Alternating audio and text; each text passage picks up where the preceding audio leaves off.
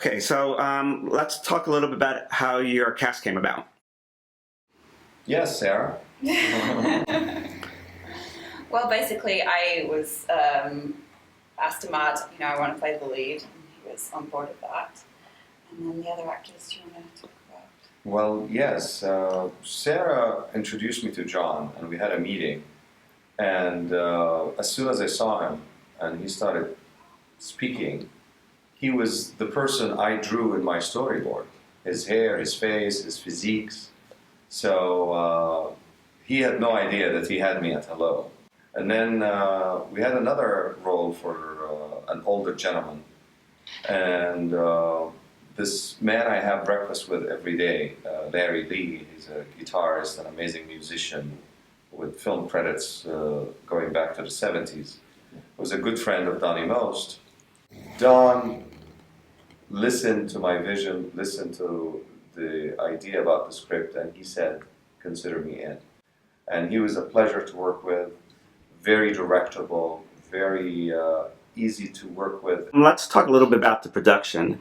I mean, there are quite a number of different location changes, more so than on some feature films, never mind for a short that's basically 15 minutes long.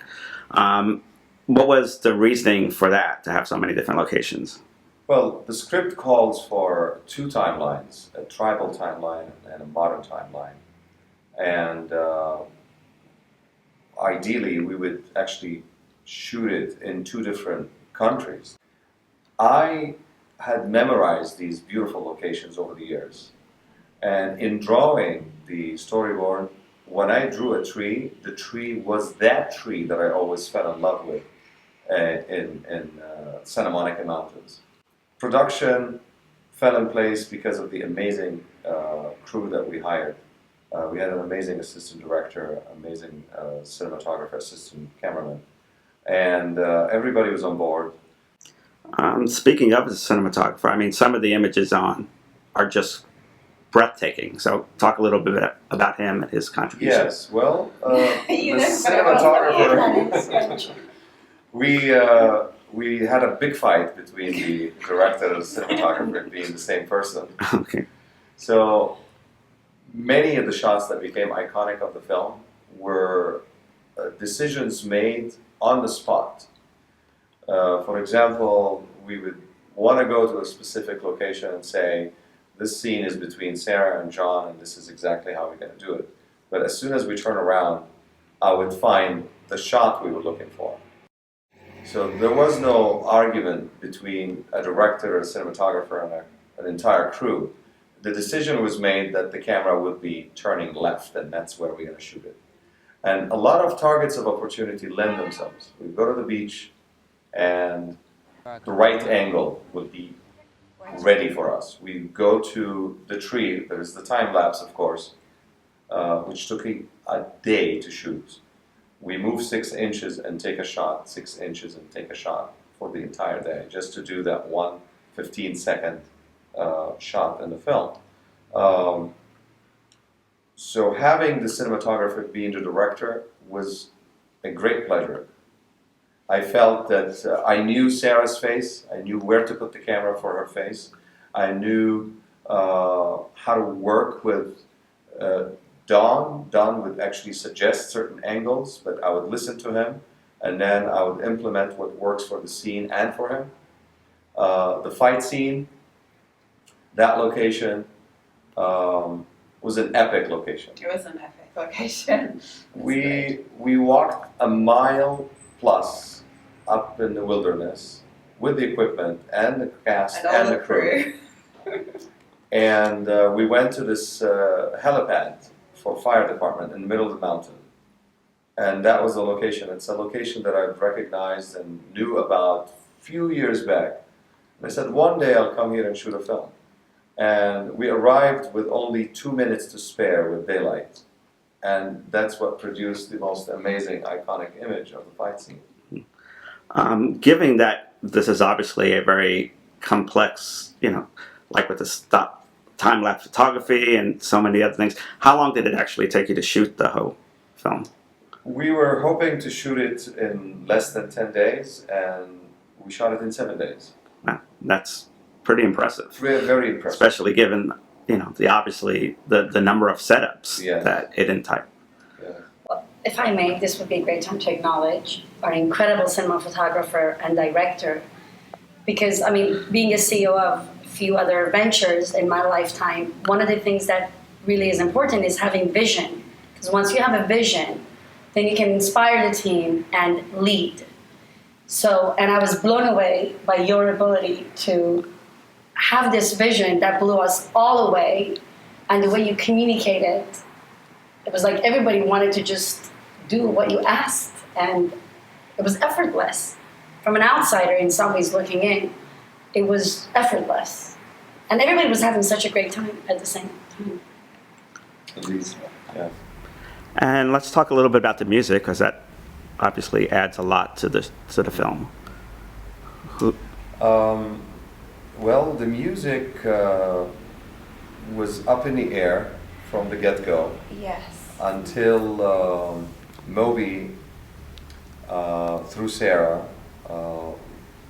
volunteered a piece that our composer used for the ending. But the beginning was a little bit hard to come by, what piece of music to use, but then I was inspired by an oud player. And we looked for an oud player to give us the tribal timeline. But eventually, a good composer friend of mine led us to a cello player that could play the sounds of the oud by plucking on a cello. And then Basil, who is the final film composer, did an amazing job in putting a guitar, a cello, a violin, and a little bit of his own piano playing into what you hear today. It's just incredible. It was so powerful that he achieved exactly what I was asking for. He did not go out to say, let me impress you and show you my muscles. He did exactly what I asked him. And the end result is a perfect match between visuals and audio, which is something that we're very, very proud of.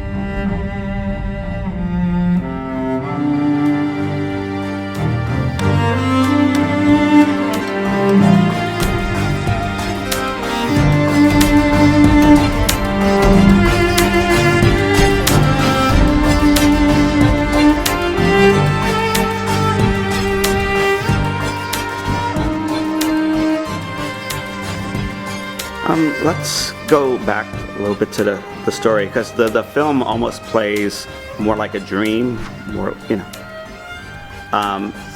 So what do you hope that the audience takes away from it? It's interesting because everybody that I've talked to that's seen the film has a slightly different interpretation, and I love that because it shows that what I originally wanted to do, I was successful in, which was to create something that people could read their own interpretation into. So, yeah, when you say a dream, that is one interpretation. Right, yeah. Exactly. We, Sarah and I talked about it before production started. We wanted to leave it up to the viewer to get what they want, interpret what they want. Strictly speaking, the script calls for specifics to happen, but in the implementation, I went for visuals rather than literal interpretation. So that way, we left it completely open to the viewer, to the audience, and to elevate the film to art status rather than a narrative. It is a story about a man who sleeps and gets up and goes into a different universe. So it became a piece of art left up to the audience and the viewers to interpret. I know there are plans to expand this to a feature, so would you kind of hit the feature with that mindset, or would that be more of a narrative type of? The feature is a completely different thing. I have a lot more time. It's a narrative. It's 3 acts.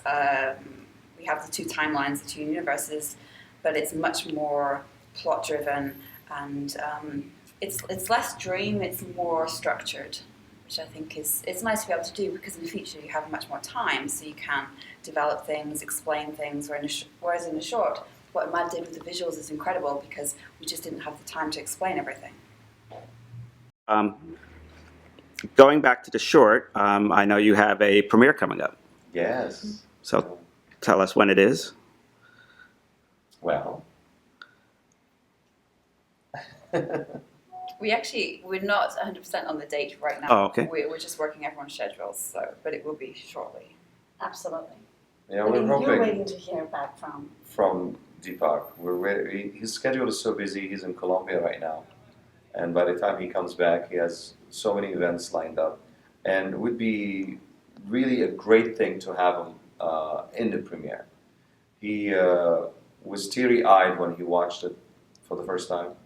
We went to the Chopra Center and showed it to him, and I think it would be an immense plus for us that he joins the team for the premiere, and it would be also a great boost for his philosophy, because the film is up there with his line of thinking. One of the other things that I really appreciated about Dr. Chopra was, even though with his international stature and who he is in the world, that what's amazing is how he takes himself so lightly, and it's so playful when he's shows up, and so genuine. And it truly was an honor to be able to work with him with such velocity when we met with him. Any last words you want to mention about the film? I just had an incredible time, throughout the whole process of making it, and it was just, for me, it was just so great to work with Emad and Paymaneh, and I'm just grateful to everybody involved. It was just amazing. Peymaneh? Yes, from you. Well, I'm definitely looking forward to the feature, but for me personally, the short, for me, it was the power of choice, because I know every day we have challenged to make choices in our life, and to have had the opportunity and the honor to be given this incredible opportunity that inspired me in my own life and pushed me forward to the next level was just a gift. And thank you for everything that you guys have done. I've heard some people have been sending you their own Duality trees. Yeah, it's actually very funny, because several of my friends have seen the film, and we had a great cast and crew screening, and a lot of people came. And then I started getting text messages with trees, and it was really interesting. People unrelated to each other were sending me pictures of trees and saying, "Oh, here's a Duality tree for you." And then they started sending them to Emad also. So it's just a really interesting phenomenon that kind of came out of the film. And one of my absolute favorite lines from that day, which is not in our movie, but it was just between us, is that there are no accidents. It became our motto. It became a mantra.